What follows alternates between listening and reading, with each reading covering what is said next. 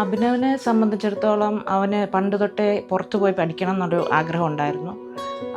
അങ്ങനെ ഞങ്ങൾ പക്ഷേ ഭയങ്കര കൺഫ്യൂസ്ഡ് ആയിരുന്നു ഏത് നേഷൻ വേണം. അവൻ ഡിഗ്രിക്ക് പോകുമ്പോൾ തന്നെ അവനിങ്ങനെ ഒരു ആഗ്രഹം പറയുന്നുണ്ടായിരുന്നു. അപ്പോൾ ഞങ്ങളങ്ങനെ കൺഫ്യൂസ്ഡ് ആയതുകൊണ്ട് കുറച്ച് ഏജൻസികളൊക്കെ സമീപിച്ചിട്ടുണ്ടായിരുന്നു. പക്ഷേ എവിടെ നിന്നും ഞങ്ങൾക്കൊരു ഒരു റിയൽ പുഷ് കിട്ടിയില്ല. പിന്നെ ഇവിടെ വെസ്റ്റ് മൗണ്ടിൽ ചെന്നപ്പോഴാണ് ആ ഒരു റിയൽ ഒരു പുഷായിട്ട് ഞങ്ങൾക്ക് കിട്ടിയത്. അപ്പോൾ അവിടെ നിന്ന് വളരെ ഫാസ്റ്റായിട്ടുള്ള കാര്യങ്ങൾ അവർ വളരെ ഫാസ്റ്റായിട്ട് മൂവ് ചെയ്യും. അതാണ് ഏറ്റവും വലിയൊരു പ്രത്യേകത എന്ന് പറയുന്നത്. അതുകൊണ്ട് തന്നെ മറ്റ് ഏജൻസികളെ അപേക്ഷിച്ച് വെസ്റ്റ് മൗണ്ടിൽ വന്നപ്പോൾ ഞങ്ങൾ തന്നെ അറിയാതെ തന്നെ ഇവൻ കോഴ്സൊക്കെ സെലക്ട് ചെയ്തിരുന്നു. കാരണം അവിടുത്തെ ഒരു ചേച്ചി, റോസ് ചേച്ചി എന്നാണ് ഇവൻ വിളിക്കുന്നത്, അവർ റോസ് വളരെയധികം ഹെൽപ്ഫുള്ളായിരുന്നു. അപ്പം ആക്ച്വലി ഇവൻ കോഴ്സ് സെലക്ട് ചെയ്തിട്ട് ഞങ്ങളോട് വന്ന് പറയുകയായിരുന്നു.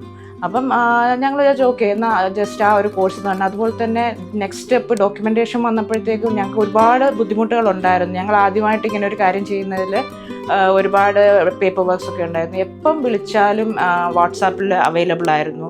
എന്തെങ്കിലും ഒരു ഇഷ്യൂ വരുമ്പോഴത്തേക്കും ഓൺ ദ സ്പോട്ട് വിളിച്ച് ചോദിച്ചു കഴിഞ്ഞാൽ അവിടെ നിന്ന് ആൻസേഴ്സ് കിട്ടുമായിരുന്നു. അങ്ങനെ വളരെ ഹെൽപ്ഫുള്ളായിട്ടുള്ളൊരു ടീമാണ് വെസ്റ്റ് മൗണ്ടിലേത്. പിന്നെ ഇപ്പോൾ എനിക്ക് എന്താ ഫീൽ ചെയ്യുന്നതെന്ന് ചോദിച്ചു കഴിഞ്ഞാൽ ഒരു മിക്സഡ് ഇമോഷനാണ്. കാരണം ഇവൻ പോകുന്ന ഇത്രയും കാലം എവിടേക്ക് മാറി നിന്നിട്ടൊന്നുമില്ല. അപ്പോൾ അങ്ങനെ പോകുമ്പോൾ ഉള്ള ഒരു ടെൻഷനുണ്ട്.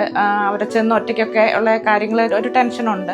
പക്ഷെ എന്നാലും അവൻ്റെ ആഗ്രഹങ്ങളും സ്വപ്നങ്ങളും ഒക്കെ സഫലീകരിക്കാനായിട്ടാണല്ലോ അവൻ പോകുന്നത് എന്ന് ഓർക്കുമ്പോൾ അതേസമയം തന്നെ ഒരു സന്തോഷവുമാണ്.